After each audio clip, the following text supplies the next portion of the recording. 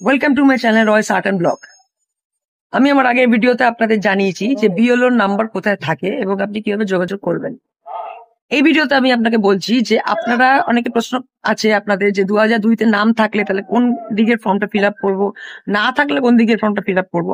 যদি আপনার 2002 সালে ভোটার লিস্টের নাম থাকে তো আপনি বাঁ দিকের ফর্ম ফিল আপ করবেন, আর যদি নাম না থাকে তো আপনি ডান দিকের ফর্ম ফিল আপ করবেন। এবং ডান দিকের ফর্মে আপনার ভোটের কার্ডে যার নাম আছে, যে অভিভাবকের নাম আছে এবং তার নাম যদি 2002 সালে থেকে থাকে তাহলে তার নাম অনুযায়ী আপনি ডান দিকের ফর্মটা ফিল আপ করবেন। তার ভোটার কার্ডে যে সমস্ত ইনফরমেশন আছে সেটা দিয়ে আপনি ডান দিকের ফর্ম ফিল আপ করবেন।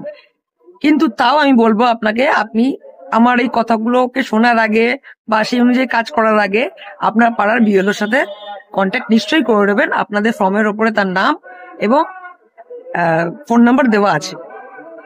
Thank you.